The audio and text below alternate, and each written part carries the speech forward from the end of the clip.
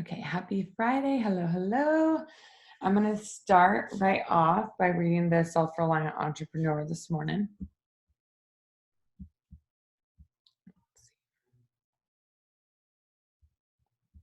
And then we'll talk about some stuff. What is it? The 17th? Goodness.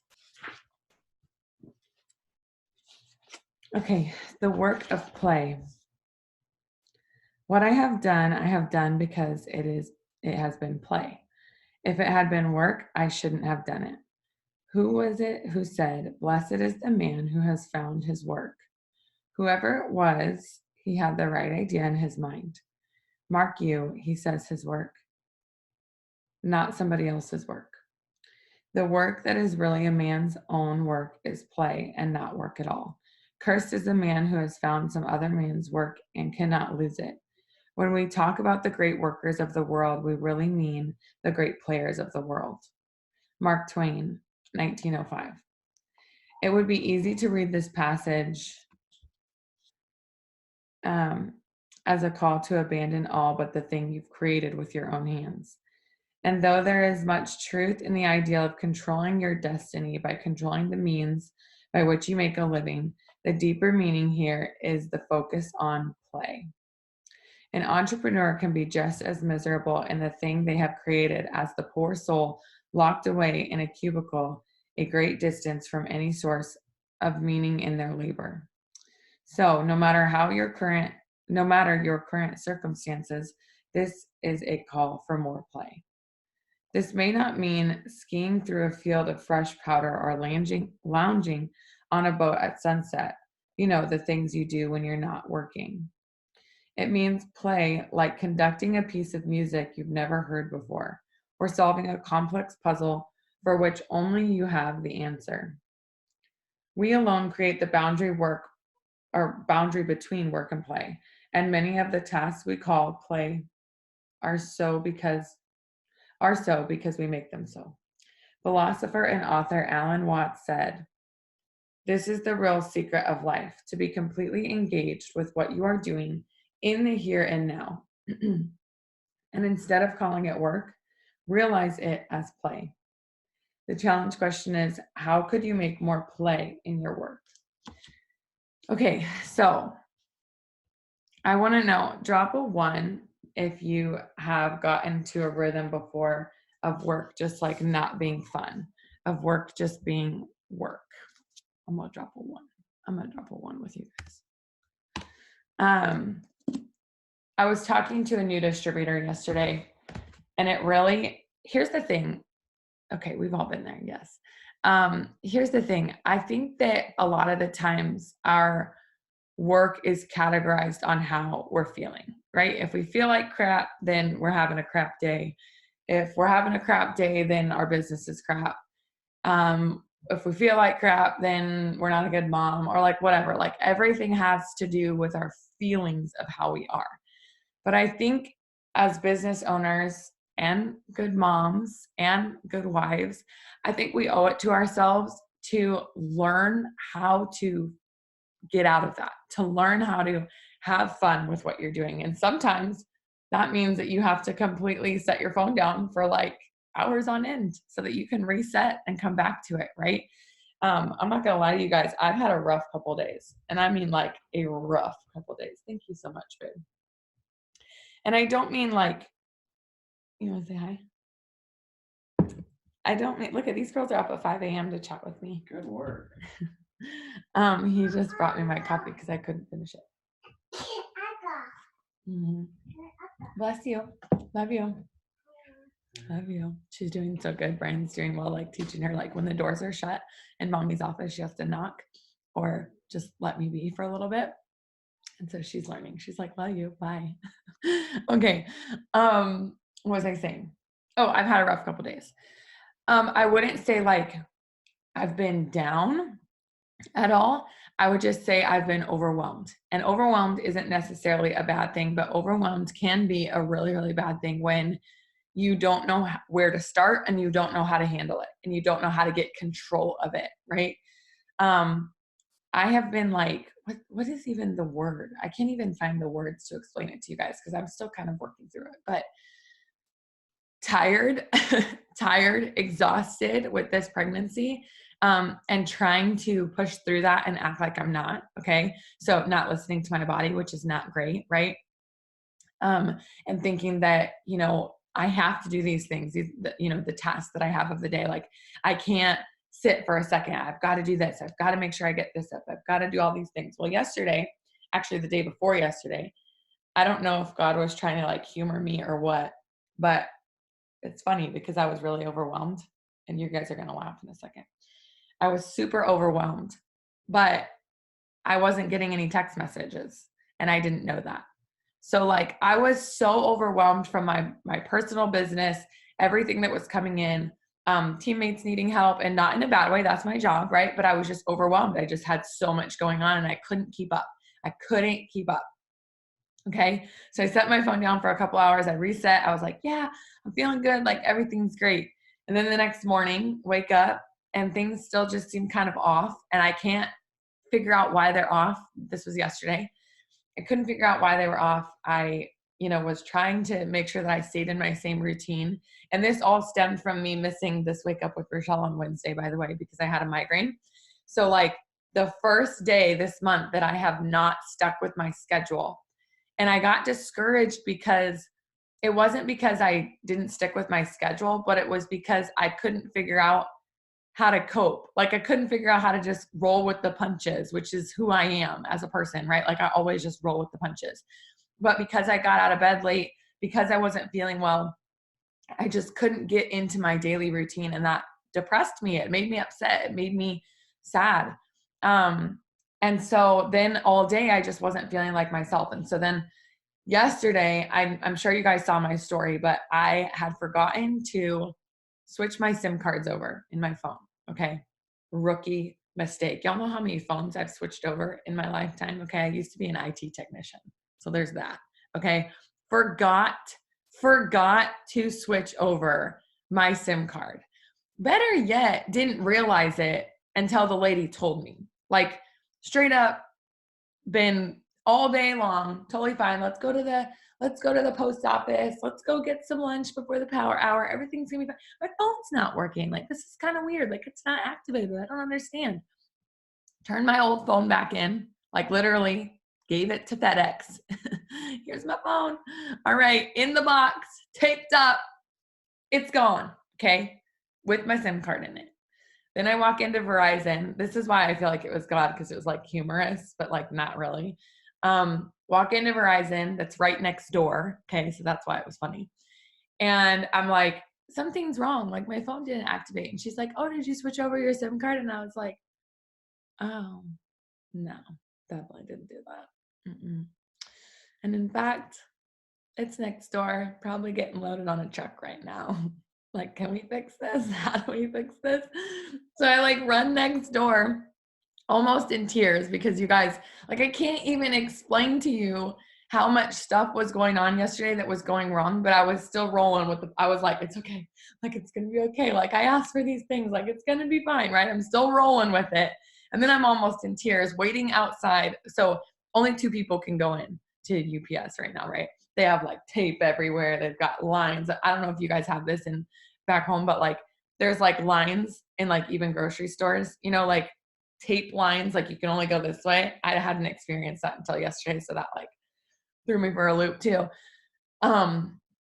So anyways, I go in and I'm waiting in line, and you have to wait outside, and it's pouring down rain. Okay. It hasn't rained in Florida for like months, but yesterday it was raining. Okay. So I'm standing outside in the rain while it pours down, while there's people waiting outside as well. I wait in the line. Okay. I don't go in like a rude person. I wait in the line to see if I can get my if I can open up that box and grab my SIM card out. Mind you, and I'm sorry if you already saw my story, but I have to tell you this. Mind you, when I went in the first time to have them have those 3 boxes like sent out, I had to send some to team. I had to send one to Brian's mom, and something else. And I switched all the addresses up because I thought, like, I got this up here. I never have anything up here anymore, just so you guys know. So I didn't write anything down. So when I walked in the first time to give him all my packages, every single one, no joke, I messed up and told him a different address, like this one going to my mother-in-law was going to my teammate. The teammate one was going to my mother-in-law, right? And so I was like, oh my gosh, I'm sorry. That's wrong. This is the box for this. So they already hated me. Okay. They hated me already. And I was like blaming it on pregnancy brain. Like, I'm so sorry. And then, so I stand back in line to go back in to get my SIM card, and all the boxes were right behind the counter, maybe 5 minutes before that. Like, cause I had just walked over to Verizon and walked back, right? They were right behind the counter. They had been loaded onto a truck within that 5 minutes. And I was like, can you just grab that Verizon one because my SIM card's in it, like I need it. And the guy behind me is so freaking rude, okay? This is why when you get in a negative spiral, it just keeps happening, okay? The guy behind me is like, she should have to go to the back of the line. I'm like, dude, first off, I just stood in the back of the line. By the way, like, it's disrespectful no matter what, but I get really fired up when it's disrespectful, when you can visibly tell that this woman is pregnant and just trying to do her best. Like, I'm just doing my best here, dude. And so I was already like flustered, tears in my eyes. They figured it out. They're laughing. I don't know if they were laughing with me because I had tears in my eyes. So they were just laughing that I mixed it up again. They opened the box. I switched over the SIM card, and 70 text messages came through all at once. All at once, okay? So I'm bawling my eyes out on the way to the truck, losing it. Like, I can't handle it. Can't even look at my phone. I don't know what I'm gonna do. My chest is tight. I can't breathe. I can't answer all these right now. I just need some Chick-fil-A. Okay, that's my go-to. That's my go-to when I can't deal. Okay, so we went to go get some Chick-fil-A,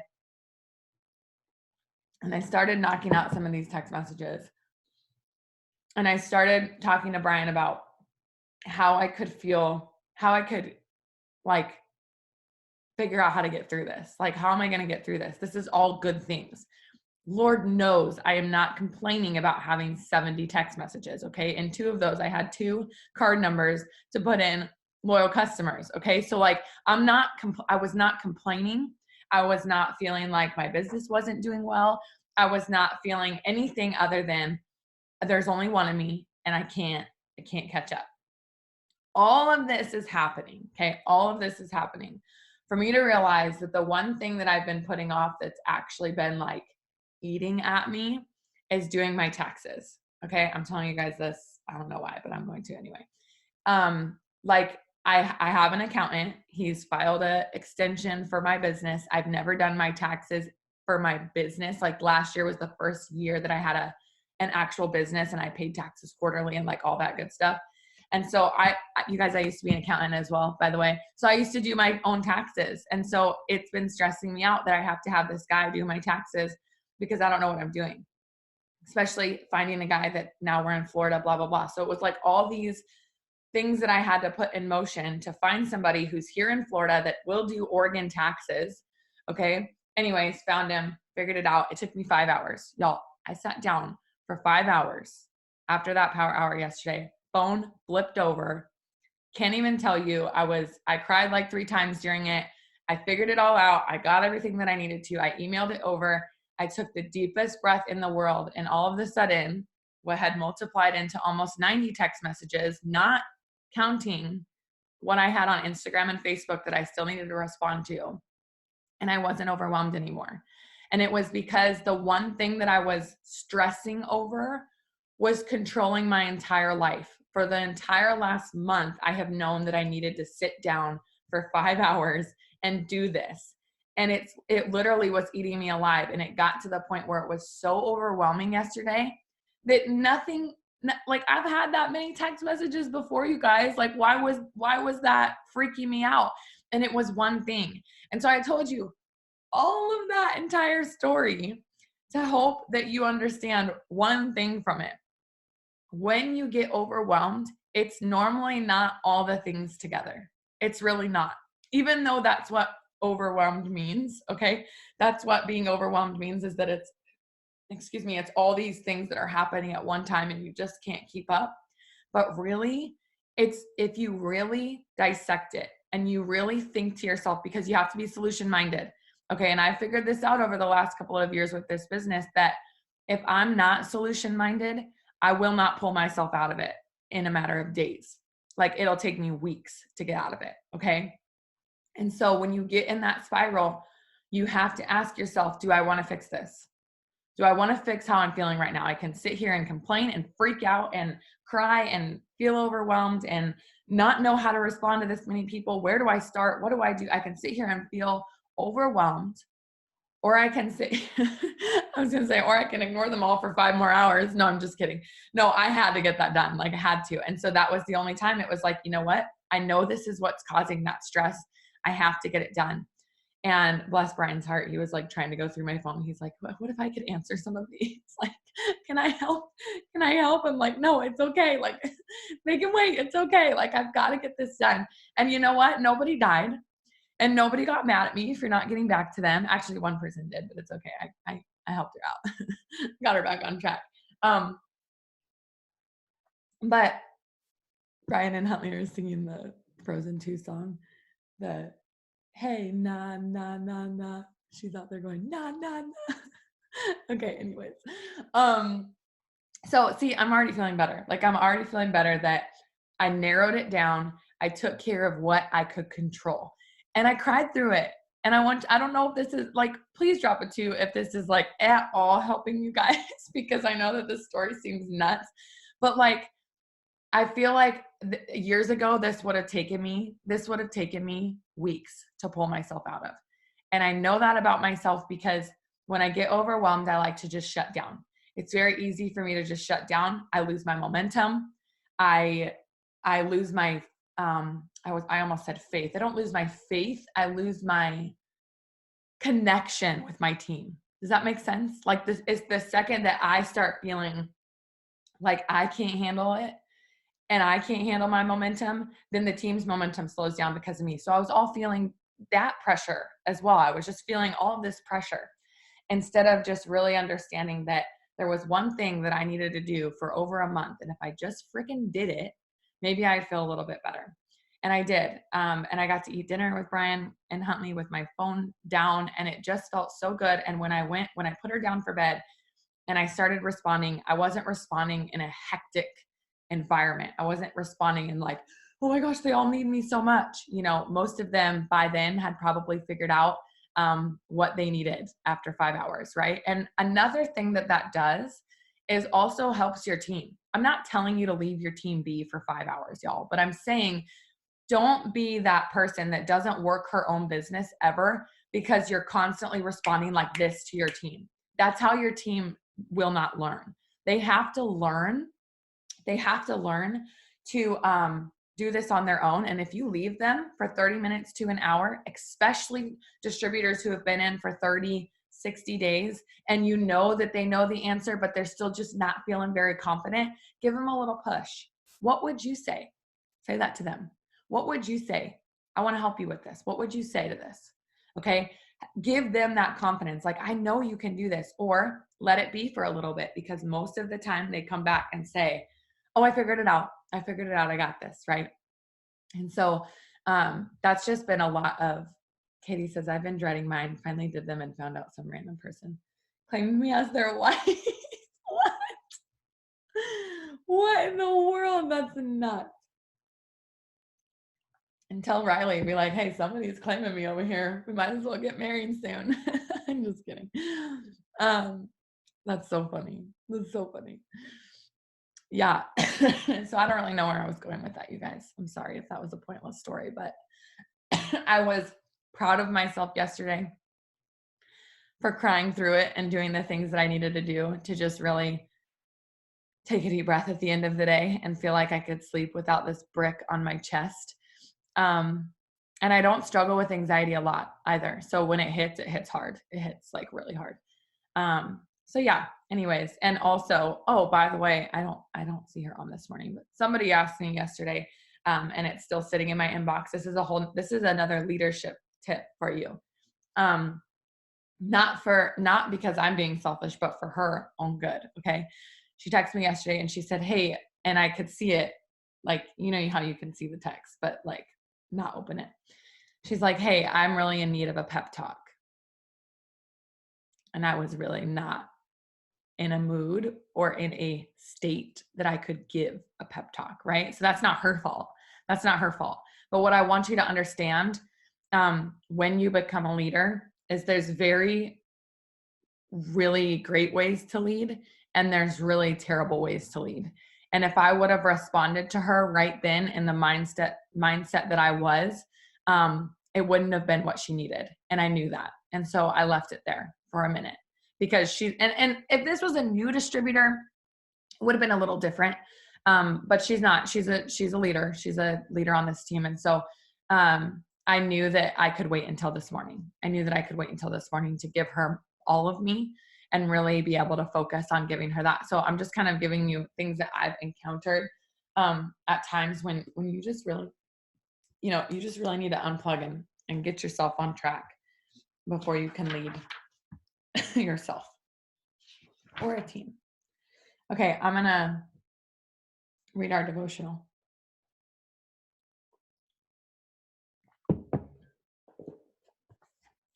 It's called Resist and Draw Near.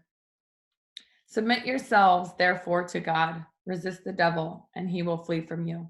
Draw near to God, and he will draw near to you. James 4:7-8. A friend began to really enjoy her subscriptions to beautiful fashion magazines, yet she realized it was taking an unexpected toll.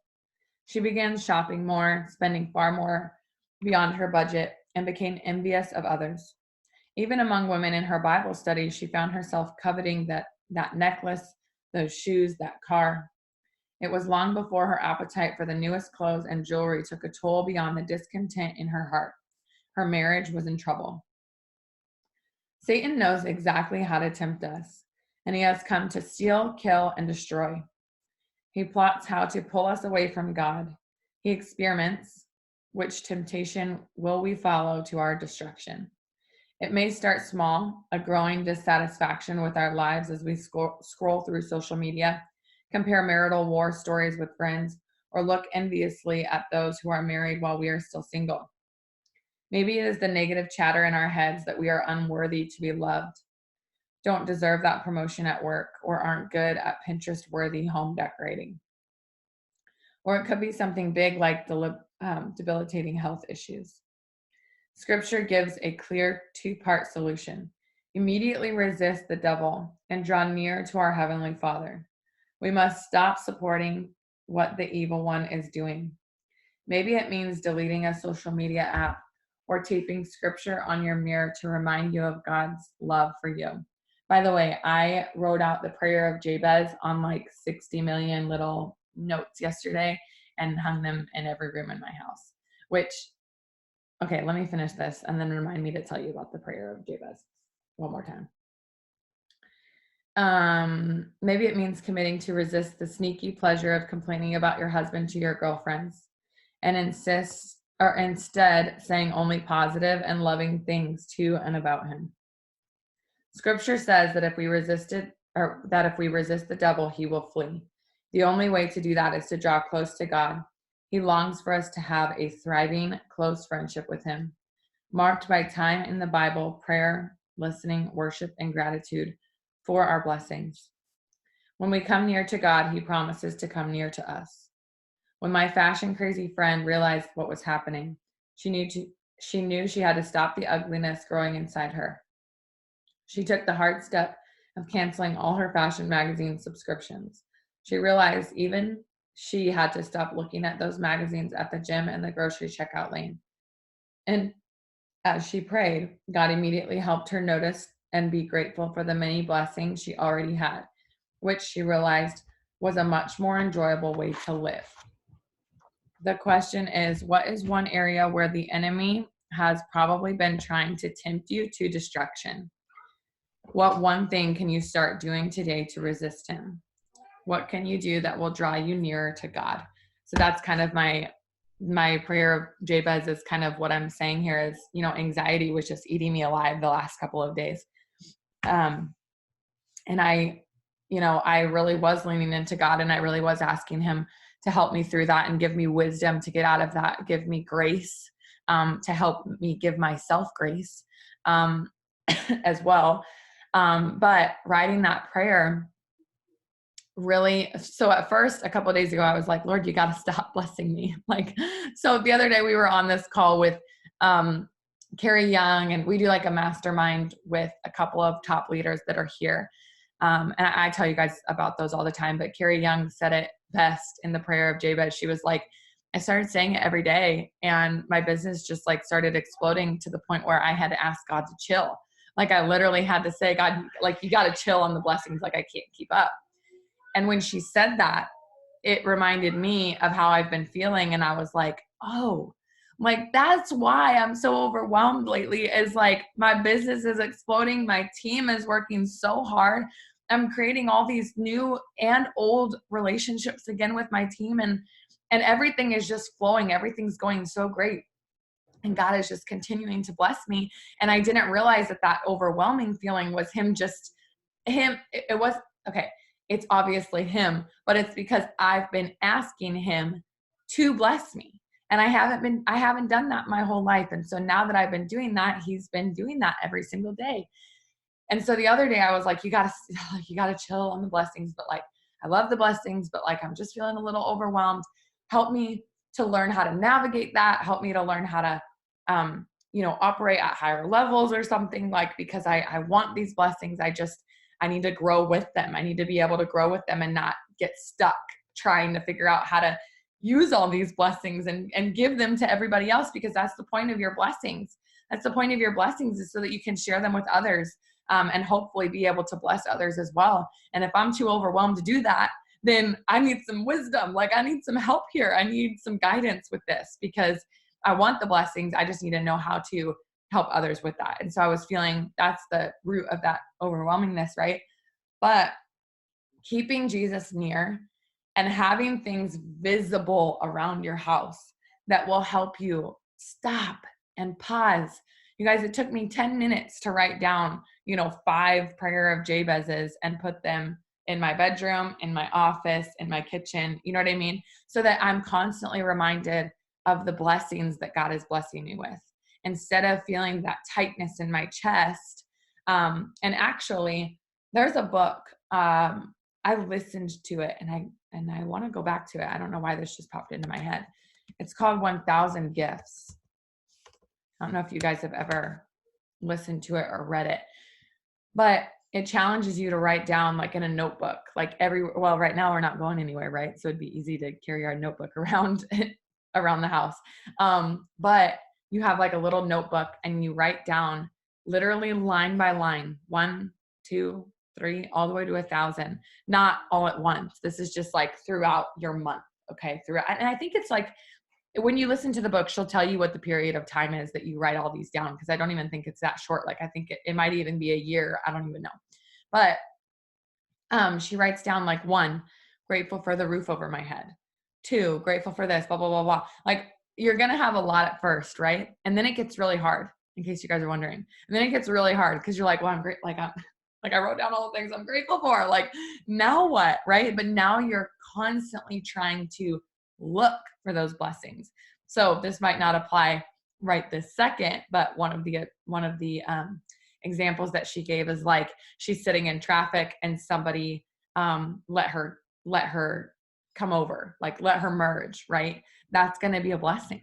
She's going to write that in her 1,000 gifts. She's going to number that and write that down because that was a blessing. Or she was smiled at by a little girl, or a random stranger in the store said, I love your glasses, or whatever, like little things that are blessings that you don't even realize, that you just go through your everyday and you forget about that. Like you're going to forget about somebody saying your glasses are cute, like tomorrow, right? Like you're going to forget about that, but you write that down in your 1,000 gifts. And then you get to go back and look at your 1,000 gifts of like, wow, look how much God blessed me this year.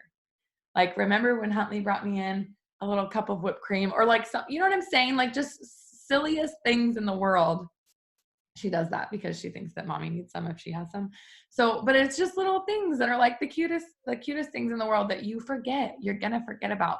And you can use that little book every time that you feel sad, overwhelmed, scared, uncertain, any of those things, to just really get back to what matters and what is your 1,000 gifts. So if you guys haven't read that book, and I'm going to read it again, If you haven't read that book, I highly suggest that you do, because it's a good one.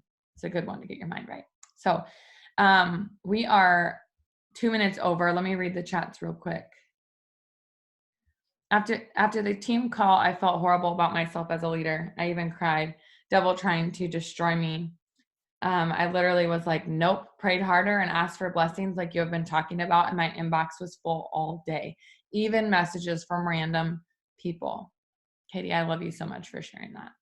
First of all, you're an incredible leader. Lisette, too, I got to say, since you're on here right now, like, you have been on my mind and on my heart so much. Like, you have, not that I can't even say that you've stepped up as a leader, because you've always been a leader. You've always been an incredible leader, but you have just really, I don't know, you've just been on my heart so much lately. And I just had to give you a little shout out, because you are doing so well.